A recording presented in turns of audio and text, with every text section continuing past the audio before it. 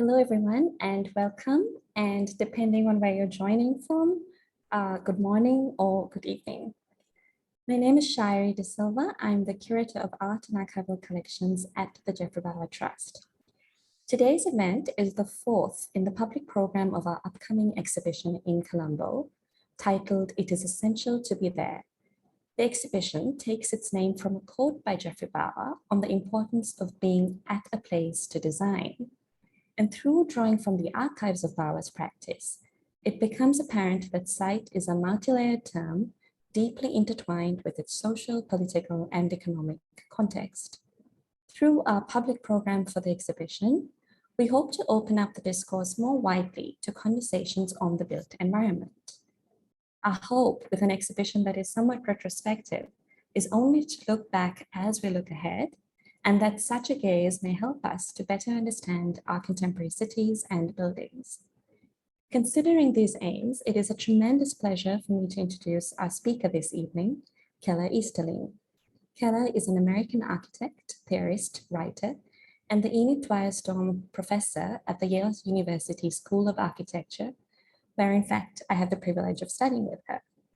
Her CV is extensive, and I've been struggling to condense it into a few lines, but I think I would highlight that in addition to her incredibly important work as an educator, she has authored some of the most significant books on urbanism and globalization of our time, including Enduring Innocence, Global Architecture and its Political Masquerades, Extra Statecraft, The Power of Infrastructure Space, and most recently, Medium Design, Knowing How to Work in the World. She has also exhibited widely, including at multiple Venice Biennales, the Istanbul and Rotterdam Biennales, and she's published work in several journals, including Art Forum, Perspecta, Harvard Design Magazine, and Volume, to name just a few. In 2019, Keller was named a United States Artist Fellow in Architecture and Design.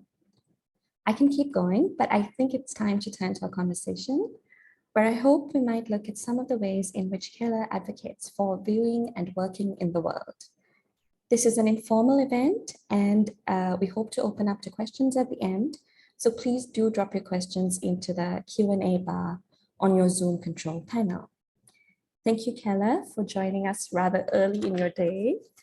I'm really excited to have you with us today, partly because I think we have quite a few people in our audience who might be encountering your work for the first time. We've titled this talk Medium Design, which is also the name of your most recent book. And perhaps to start with, would you mind describing what you mean by that term, medium design? Well, it's a real pleasure to be with you, Shayari, and with your audience. I admire so much the work you all are doing there in the Trust. What I mean by medium design is, well, first of all, I'm using that word in a way that references its root, medius, meaning middle or milieu. So it's in some ways looking at the way the world is wired, looking at kind of organizational constitution between things. I mean, you know, I don't know if maybe all of your audience might know, but my research has been often looking at gigantic organizations. I'm an architect and an urbanist, but I'm not, often looking at architecture just as kind of geometric shapes and outlines, but looking instead at the kind of rules and relationships that shape our space. And so medium design is, in a sense, looking at those, again, looking at that matrix, looking at that sort of chemistry between things, looking at how it's wired, how it's constituted, what its temperament is. So that's in brief what I mean by medium design. That we can design not only the shapes and outlines, but we can also design some of the rules and relationships for how things interact and are in interplay with each other. Thanks. I think we can also possibly tease this out a little bit more as we speak. But I was also wondering if we might speak to the subtitle of the book, which knowing how to work on the world. And you speak about knowing that versus knowing how. And I think in the book you quote Michael Polanyi and knowledge versus know-how, which I thought was a really interesting thing, especially in the context that we're speaking from, where there is no system to understand or a logic to follow. Could you speak to that distinction a little bit further? Well, there's things I regret about that subtitle because it sounds a little more confident than I wanted it to sound. I would have preferred the subtitle to be something like "Working Without Solutions," but you know, publishing has different needs. But I'm referring to a distinction that Gilbert Ryle made, and yes, Michael Polanyi too, about the difference between knowing that and knowing how. Like there's knowing that, which is, you know, knowing the right answer to things, being able to find the sort of expression on the other side of the equal sign. These are the things that culture wants you to know, wants you to have the answer to things. They want the solution and so on. But Gilbert Ryle talked about the difference between knowing that and knowing how. That knowing how is kind of like knowing what to do next, knowing how to read the potentials in a situation and adjust those potentials. And in a sense, it's as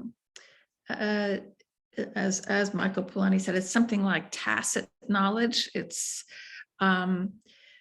the kind of knowledge that if you are just thinking about knowing the answer, it kind of gets in the way of it. Like if you were trying to play the piano and you only think about fingering, you can't kind of play the piano. But I was trying to say in medium design that this managing of potentials is often what we're doing all day long, but it's not expressed or given authority. It's what you're doing when you stare into the fridge and figure out how to work out something between all the potentials of expiration dates and tastes and chemistries and the hunger of the person that you're feeding and so on. It's very kind of complex thinking. And I think most urbanists are also have a good sense, or like Geoffrey Bawa, a good sense of knowing how as well as knowing that. I sometimes also give this example of playing pool. Like you can't kind of have an answer to playing pool. Like you can only react to the next arrangement of balls on the table, and a good pool player just knows how to react to those changing conditions.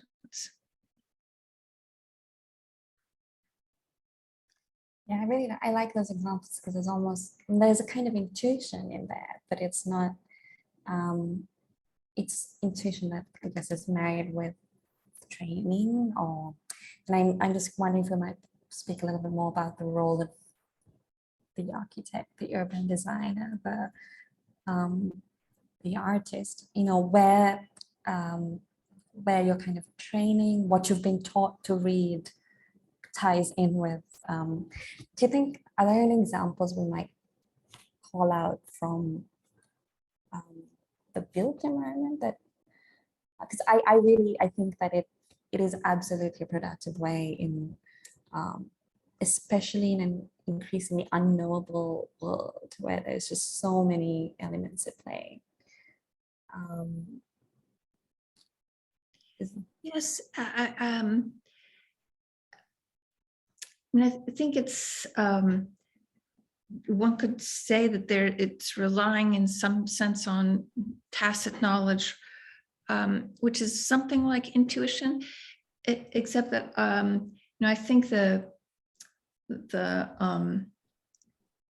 the part of our culture that wants right answers, usually wants them in some anointed technical language, digital, quantifiable, legal, so on, regards sometimes what designers and artists know as some kind of like unknowable voodoo or something like that. But I think that this kind of knowing how is just super practical. Is not, there's nothing mystical about it, or just some kind of like artist vision or something like that. It's really being able to read potentials in arrangements, and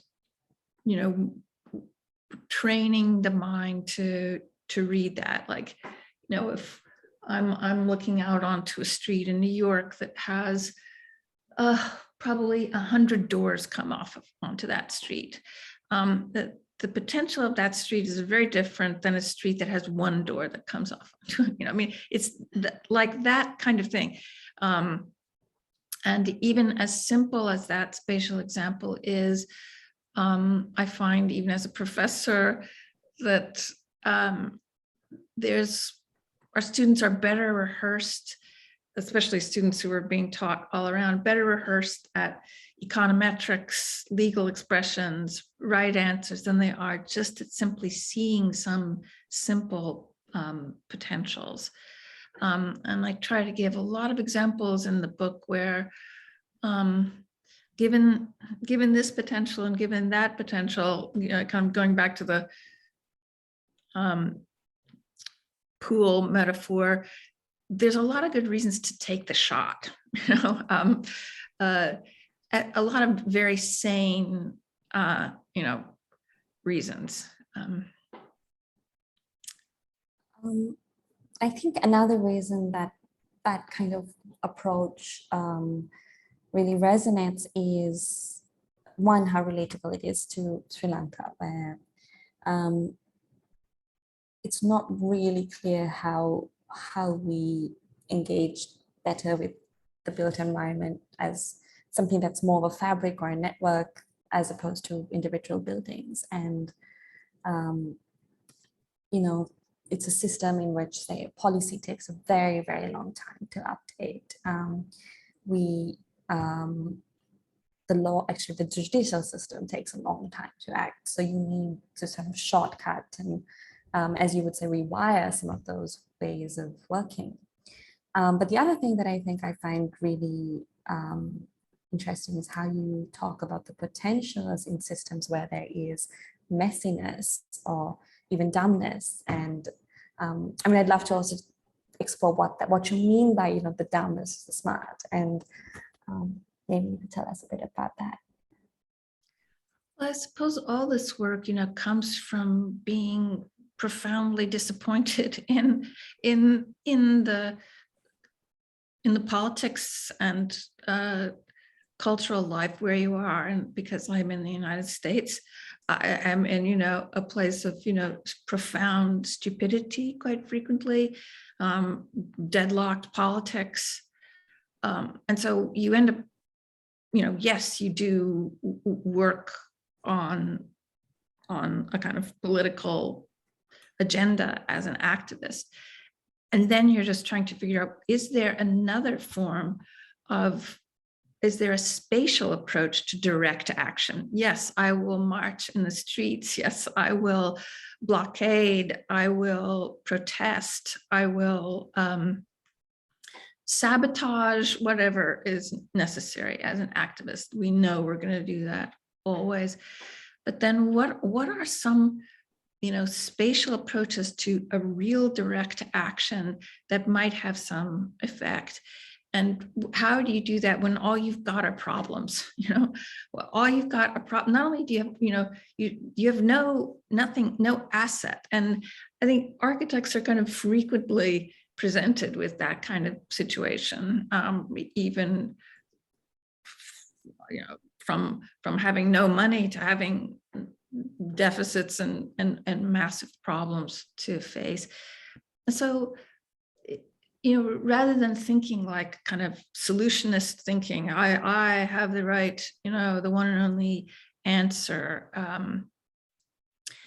which is kind of, hangovers from Enlightenment habits of mind and so on. If you're thinking in this kind of medium thinking, maybe you're thinking, not only do I not want solutions, I like problems. Problems have potentials in them, the same, and often medium thinking is a matchmaking between the potentials of problems. That you may have 3 problems and you need 4 or 5 really in order to really get the chemistry going. So there's no that. So I mean, in a way, it's a kind of resourceful way of trying to think through what seems like an impossible situation.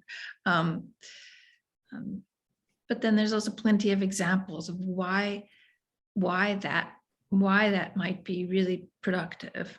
Could you maybe speak to one of those examples? And yeah, I mean, I think we're in many of the neighborhoods and communities where we are, there are part of the trouble, often the trouble is because we have segregated problems from each other. Like we've marooned things off into different areas. I mean, think of the way this is true now in almost every mega city in the world.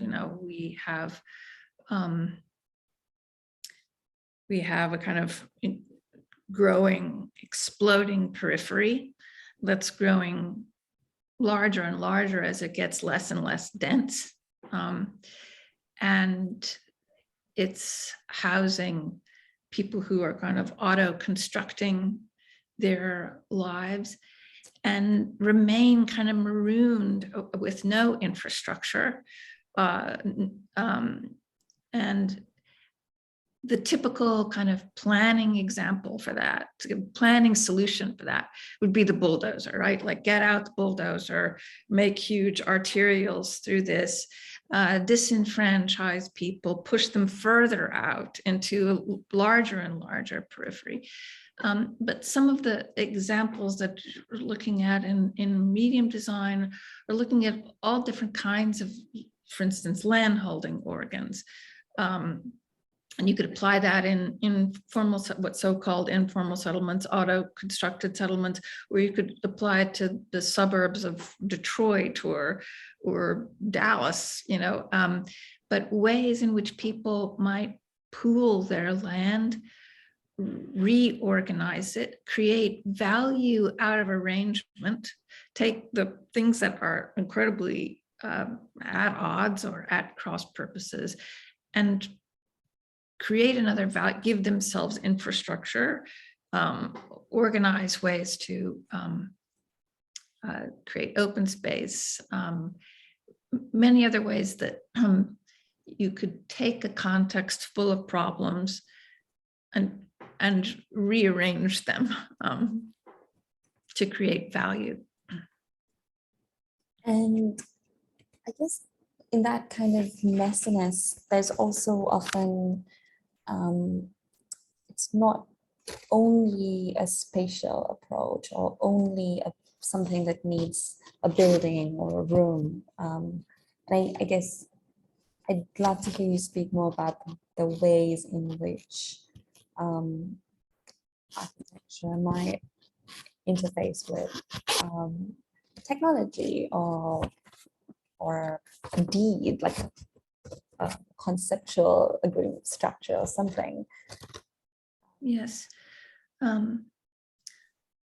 Well, the one example that comes to mind somehow just now is it's one that's in the book, but it's looking at the way in which public housing projects and this is true all around the world, but this happens to be in the United States, a public housing project that was, often seen as kind of concentrating some problems, trying to, again, maroon off a population into an area, segregate a population.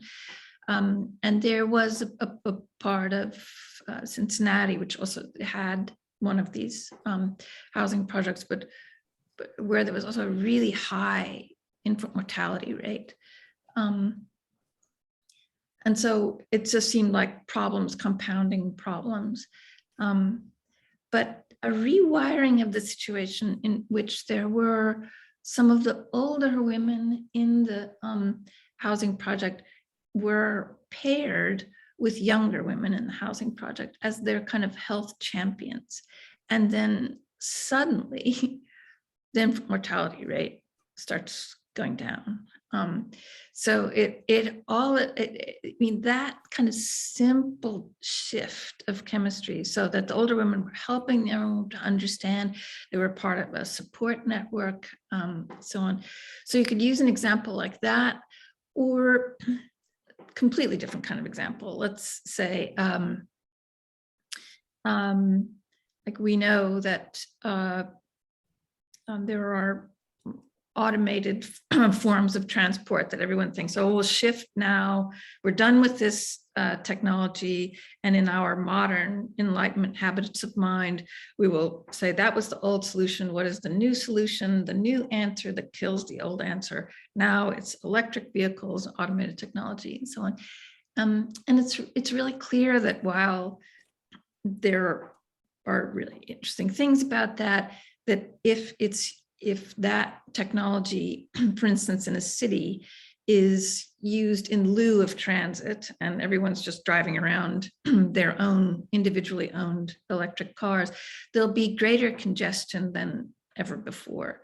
So the more interesting than the new technology is the refreshed relationship between technologies. So the real innovation, the real sophistication is in relationships between technologies. So figuring out a smarter way of switching between transportation systems of different capacities, low capacity driving, high capacity transit, bicycles, walking, that kind of thing. And that also, might, of course, I would say that is a space, of switching, a space that one designs. And that would be also one of those moments where you see potentials and you take a shot. Yes, there's data to support it, but it's not going to be an equation. And just going back to that idea of messiness, in that first example, which I really loved in the book, am I right in reading that as an example of messiness, where you're not going to change, the healthcare system to alleviate high infant mortality? So you're looking at something. Would that be what you consider that kind of the intertwining of how a place is occupied? Is that? Yes, I guess I'm saying messy is integrated. Messy is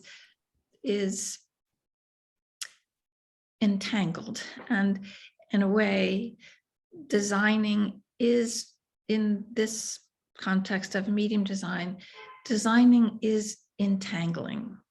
Designing is increasing entanglement as a way of creating redundancies, richness, integrated networks, connections. I think it's a way of thinking that's been part of how people think about digital architecture. That digital architecture works better when it's redundant, when it's messy, and that model of thinking about digital architecture in a way comes from, understandings or misunderstandings of neurophysiological architecture. That's hackable. Yeah, then there's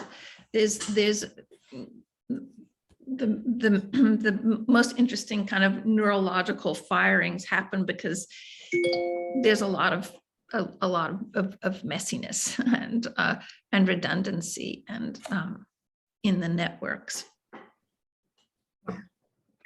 And I think when you were talking about say something like technology and not looking for this will kill that method, and I think I find that to be a really insightful way of actually even working in something like the archives, which is a very retrospective approach. But I think I'm very interested in how we look at the past as it relates to now. And I think very keen to not fall into the traps of the isms and the categorizations. And interestingly, that was also something that, Bawa didn't write a lot, but he, when he did, he had this one sort of one statement that he just would slightly adjust, but essentially stuck by for the 40 years of his career. And it's one that we've looked at very, very closely. And one of the things he does talk about is how categories will replace each other, but the essence of something might not. But also he sort of really questions that idea of something being the Dutch colonial building or the Arab tile. And I think that's actually something that I relate to when I read your work, which is trying not to sort of separate things.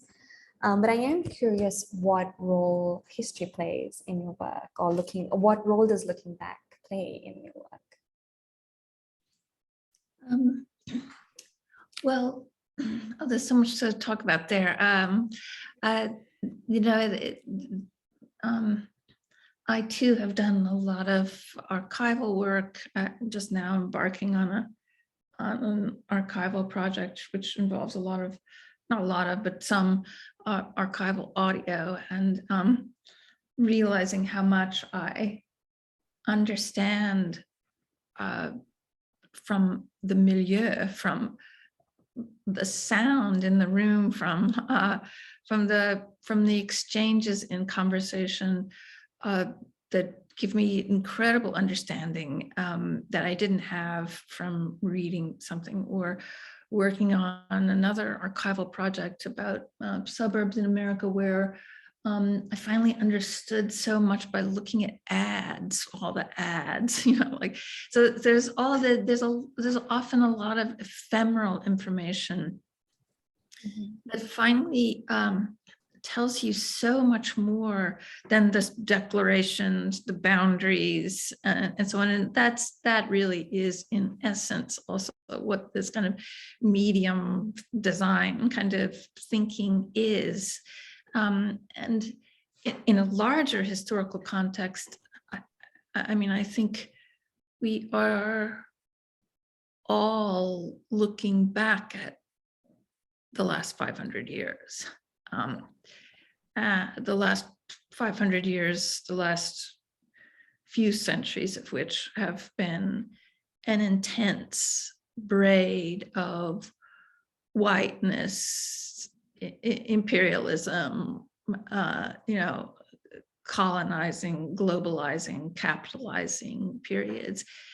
And with the help of indigenous, Black feminist thinkers, we are seeing, more and more clearly how to make that whole chapter, those chapters of histories, much more puny, filled, with the stupid folly and hubris of conquest, the folly that you could own across the bit of the crust of the earth, all these things that we are going back to ask what was before that, what predated that, not with some kind of myth of indigeneity, but with a broader sense. I love what I may be going off the topic here, but I mean, I love what Sadia Hartman said when she was trying to use the word indigeneity in a way that also accounts for diasporas of all sorts, not only slaves, but others. And she said maybe indigeneity is a mark of your relationship to the earth, that a relationship that doesn't regard it as a possession. And I think we're going back to look at our histories in ways that, I mean, I hope that we're actually trying to get some of our history to just get out of the way of some of the ways we want to think now, to try to shed some of that Enlightenment habit of mind, so that we're not constantly reproducing it. Yeah, I mean, one of the words that or phrases that I kept finding in the book was cultural narratives. And I thought just positioning it in that way is bringing attention to the fact that it is a narrative, which I really appreciated. And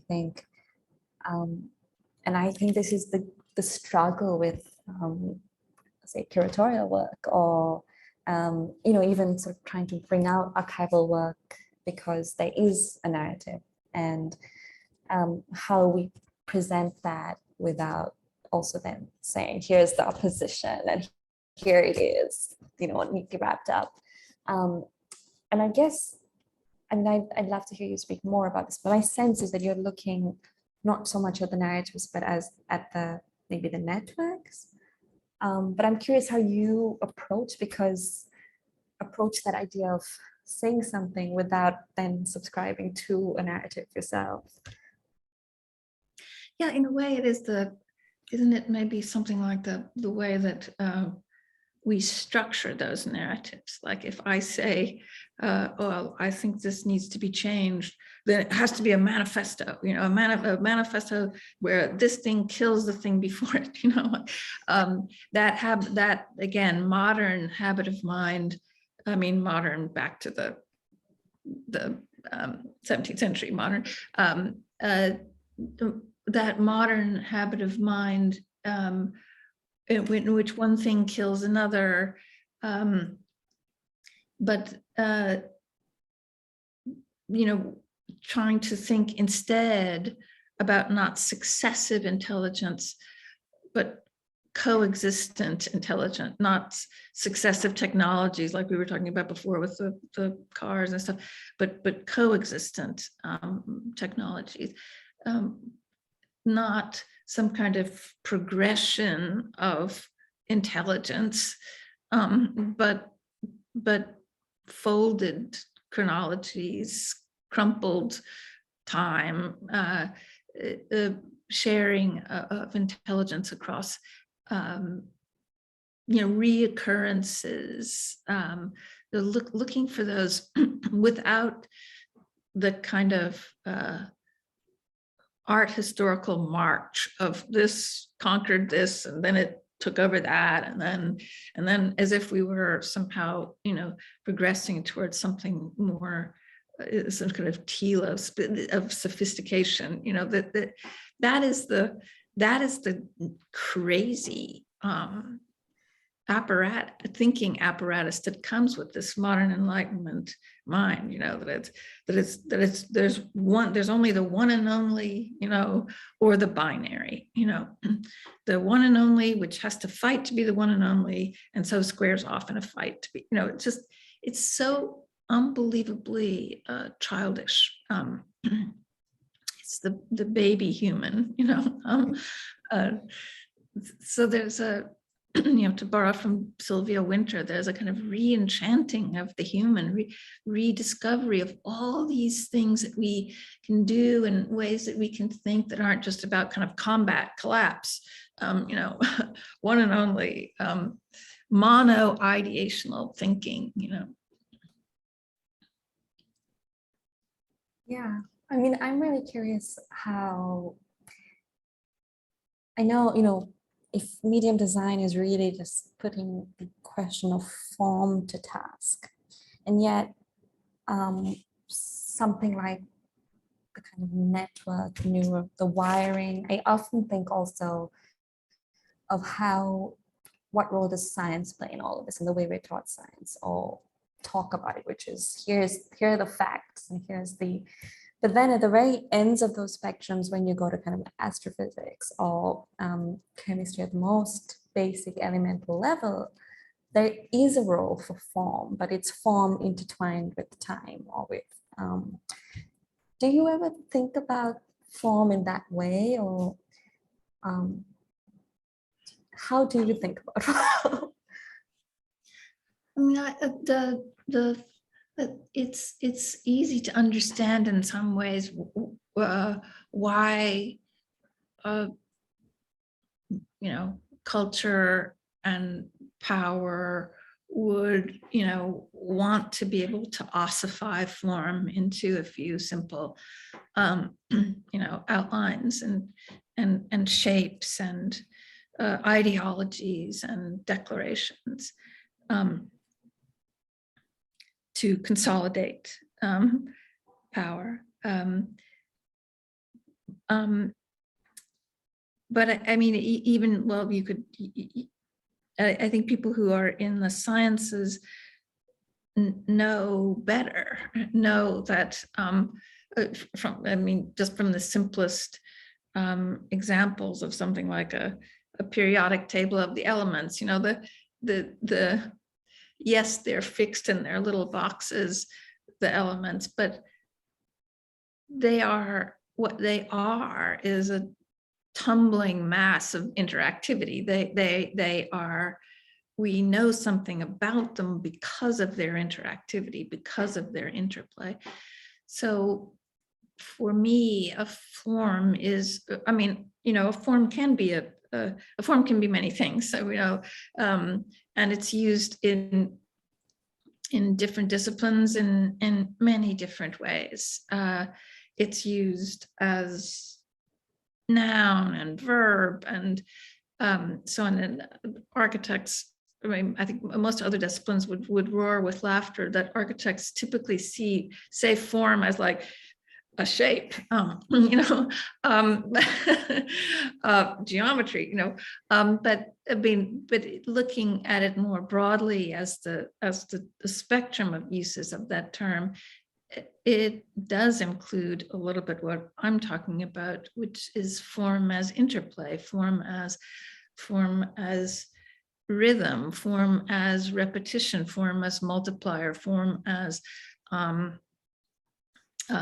calculus between something and something else, form as chemical reaction between something and something else, just to kind of try to stray a little bit into the math and science. I don't know if that's what you meant, but no, I think that is, and I think that idea of scale or even scalability is an important factor in all of this, and especially when you talk about something like a multiplier. And I think I mentioned there are these bizarre ways in which I see parallels in your practice in Bawa's, even though your outputs are as different as they could possibly be. But one is, I think that what he felt about something like a latch for a door was very, very particular, and of course impacted by the fact that Sri Lanka had a closed economy, couldn't import something like a window latch, so he would have to make it and then think about how it felt, how it looked, how it sat on the windowsill. And that same thinking can be kind of charted through to something like a university campus. And I think I feel that that's also there, that kind of the granular attention. But then I remember in class when you would talk about the acupuncture approach, where you do small changes that might affect the system. I'm just wondering, how did you begin to start thinking about space in that way? Well, mean, I think that, excuse me, most good designers are moving up and down in scale like that. A good designer like Geoffrey Bawa, just knows that it matters. But I was actually looking. I mean, I started sort of seeing some of the power of something like a multiplier in some of these like repeatable formats for space that were being shipped, exported around the world in every direction. But even looking at something like a repetitive suburb and realizing that as an architect, I had been trained to fix up the little house, but that was not what was going on. And instead there were,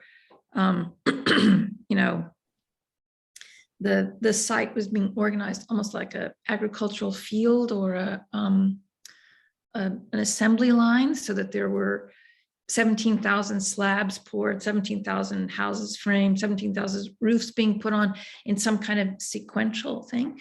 And realizing that the real power would be to find another germ that would act almost like a multiplier to recondition that process. But yeah, I think any good architect is realizing that these little fittings, the little things that go between other things, are the chemistry there of the larger organization. Not a homogeneous organization, but a heterogeneous organization, but that they matter. They are the little catalyst that's repeated. They set up a kind of protocol for how things will work, how windows will open, how people will see each other, and that can have a kind of population effect. That little fitting, is the thing that's going to be repeated how many hundreds of times, and its little operation is going to change so much. The humans that are in your in the thing you've designed are going to put their hand on that. The same as like a stair, that's the place where you're touching the people for whom you're designing. And it's incredibly powerful thing to use to choreograph, shift chemistries, shift behaviors slightly.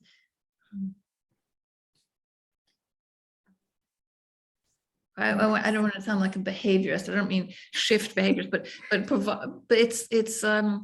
it's little potentials that are being distributed in an environment. And was it with that the project of looking at the suburban housing that you began to engage with the other disciplines that you do look at very closely? And I think you don't actually sort of necessarily separate them as other in this matrix, but how did you, I know we have a lot of students in our audience, so I know it'd be great for them to hear how you start looking at economics, law, what.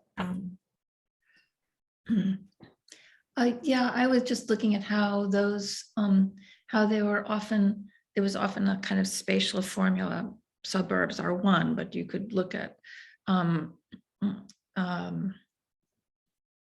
the way that a simple relationship between, an elevator and a structural steel frame in the end of the 19th century, within 100 years, changed the crust of the earth. Just that relationship multiplied as a kind of germ, changed utterly the way that we inhabit the earth. So also looking at how there were not architects, but people designing space who were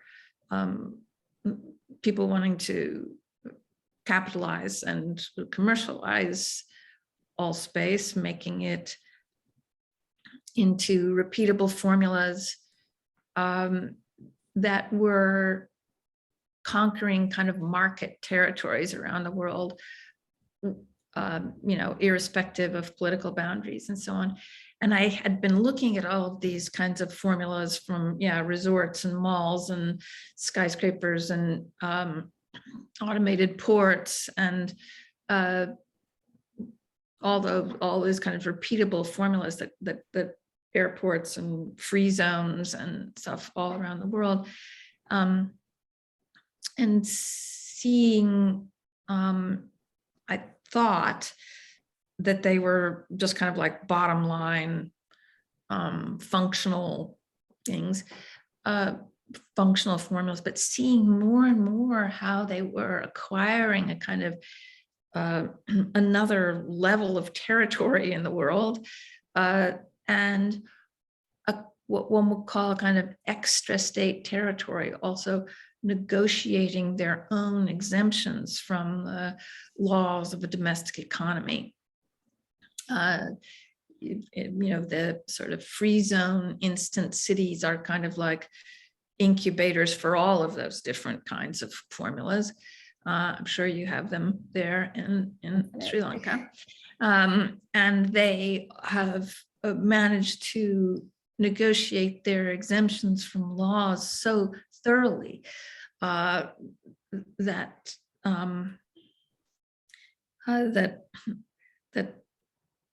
labor is in a situation where it doesn't have any recourse in the old kind of shop floor ways that we thought, that people can be shipped and like equipment from one place to another, and through multiple jurisdictions, so that there's no way of tracking.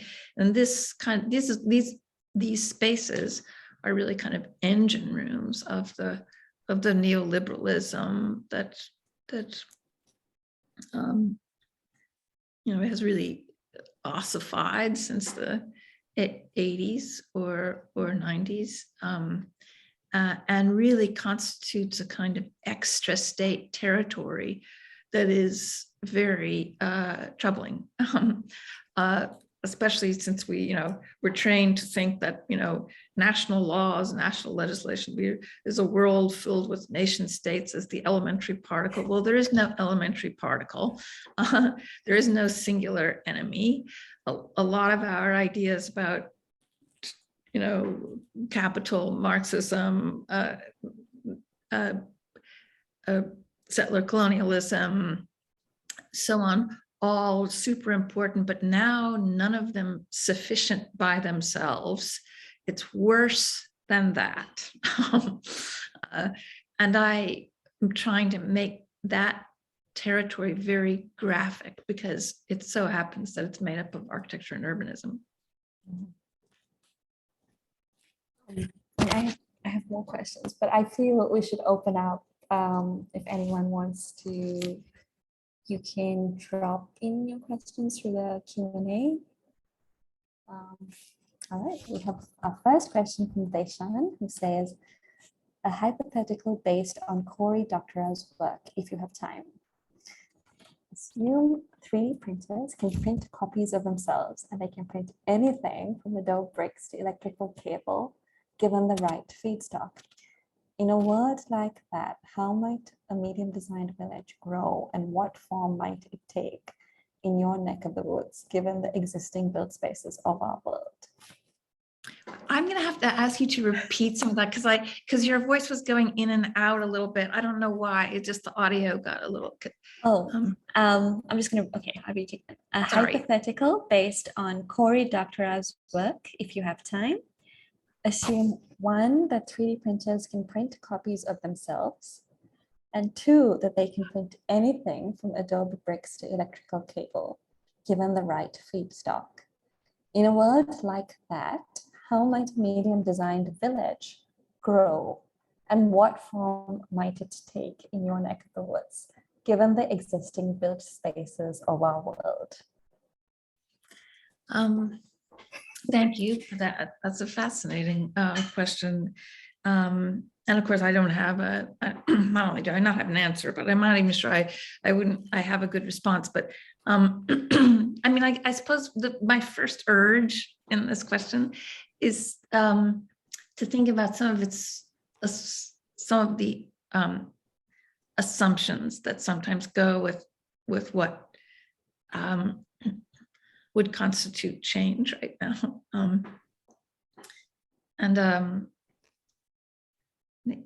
More and more people ask me questions which do assume that there's a new technology that's part of why something is changing. And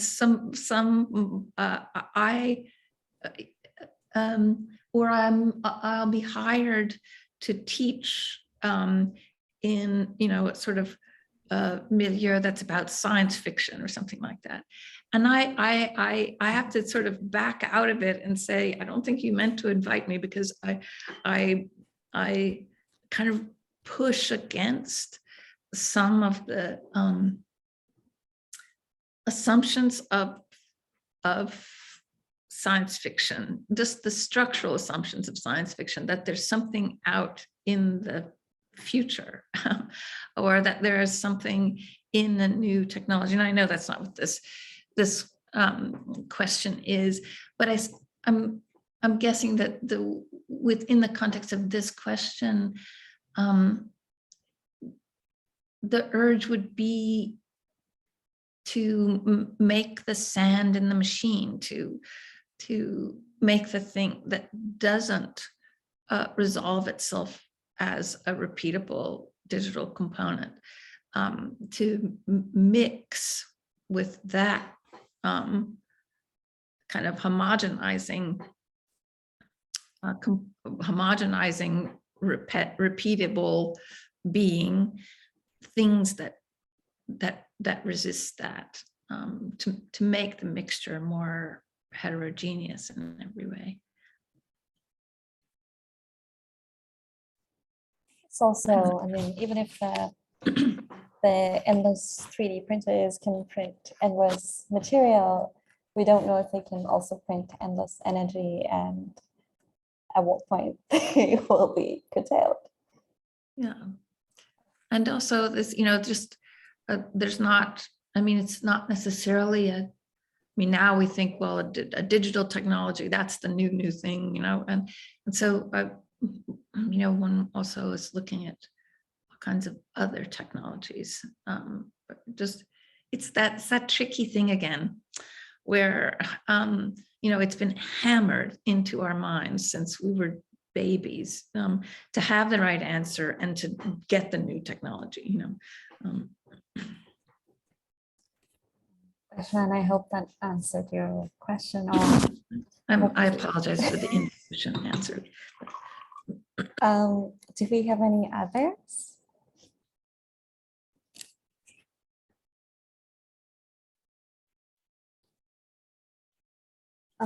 Oh, someone just texted me a question. I think I'll just read it out.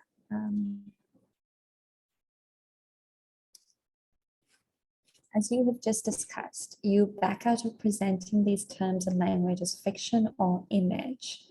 How do you place the role of architecture as a discipline to design these connections? Is it about image making as an imagination, or about design knowledge, etc.? Well, I think it is, everyone can pursue their own artistic choice within the discipline of architecture, perfectly reasonable choice to just want to make things with a shape and an outline. But like this coffee cup also has a shape, but it also has an affordance. It lets me put my finger through it. It is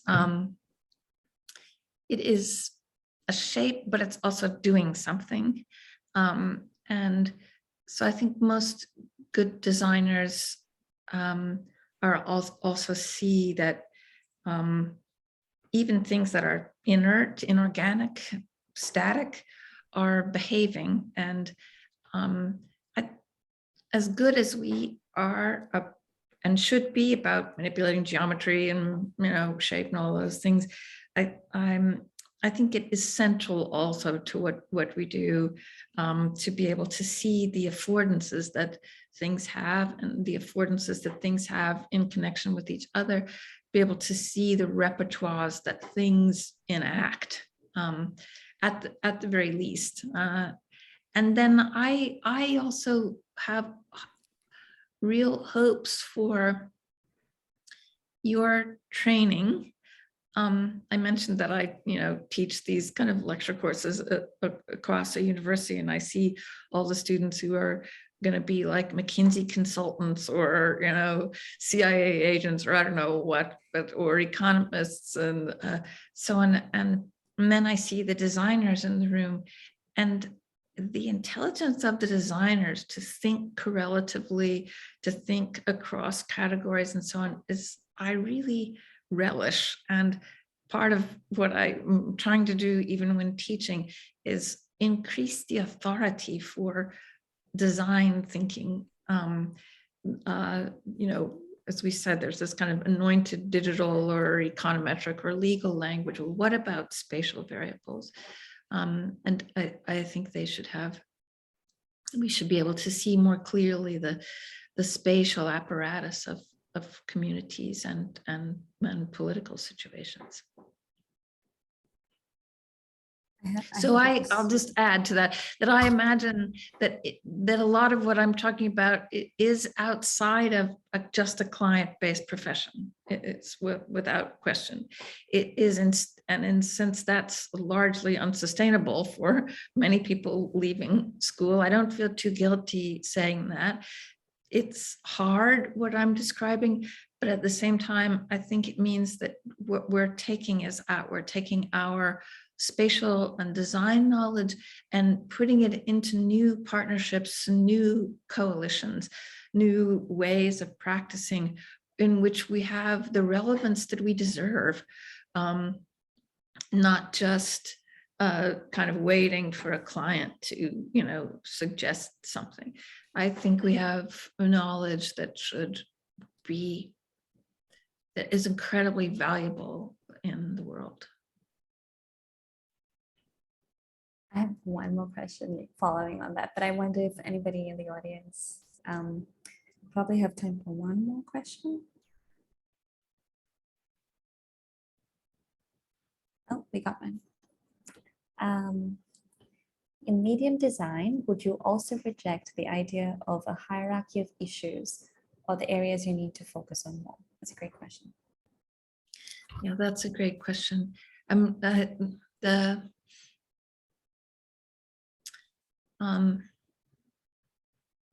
hierarchies are, part of that habit of mind that we've been making the straw man, and this sort of modern Enlightenment habit of mind. At the same time, I think we can all, focus on the interrelated and put first and foremost, put the interrelated forms of violence to beings and the planet as the thing which is urgent. So I'm not saying there's one and only, or that there's one and only approach to it. It could be, I've been studying a lot now about kind of different forms of international solidarity from the 60s and 70s, and going and replaying it back over and over and over again. At moments when the non-aligned movement of the decolonizing global South was in solidarity with the US civil rights movement,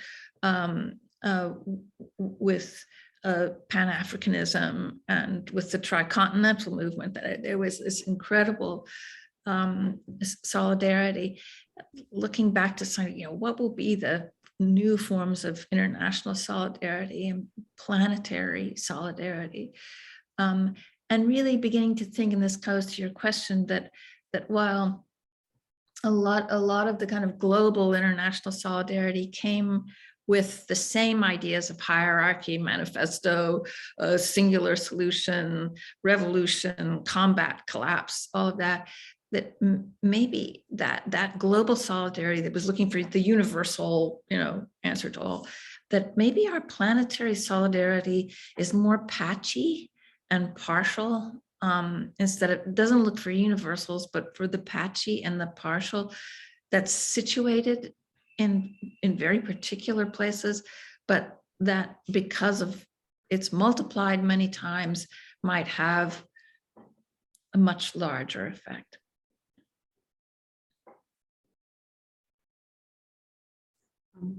Thanks, Keller. I hope that question is answered, and unless we have any last burning questions, I think we just thank you so much. That was really wonderful. Oh, we do have. Oh, let's see.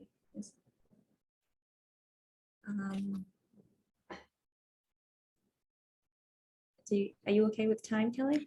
Yes, yes, I'm fine. I see the question. Okay. You're the one we're gathered here tonight? Yes. We'll just read it out because we'll also have an audio of this. So it says, we are gathered here tonight this morning, all as admirers of the way Bawa bridged his own background, which is multicultural, his education, which was UK-based colonial mindset, and the rich currents of tradition in his own country, also multicultural.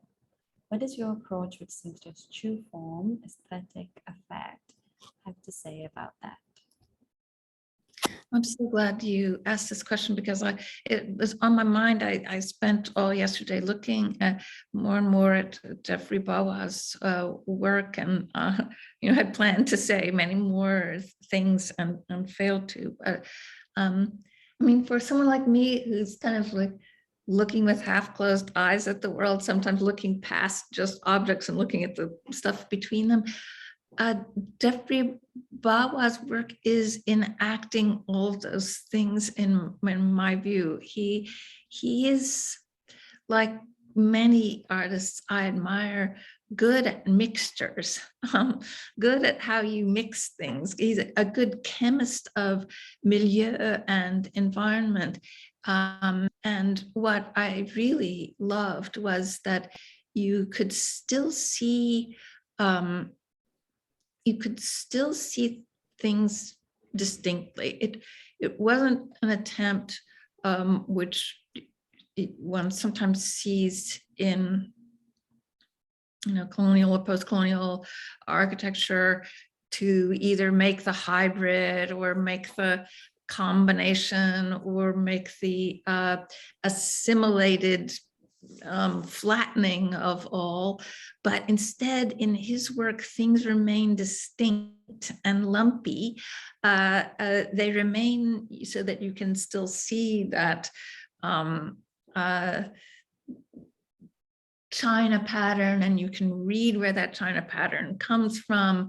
At the same time, it must sit beside something else, and the negotiation of difference without flattening or assimilation, the way that he could create those mixtures and set up potentials for them and live within them, is all about living, and for me also about organizations that are not just abstractions, but organizations that are alive. I mean, his organizations are alive with the interaction between the potentials of things, and that is, clear from sampling some of his work. Thanks, Keller, and thanks, Stephen, for that question. I think it's a great place to end. I think Keller has given us so much to think about, and I hope you'll all visit the show, and with it, come to it with your own questions, which is exactly what we want. And we just hope these weeks to come, we can all just reflect more about the buildings that are making up our environment and the stuff in between as well, which I think is maybe our first step.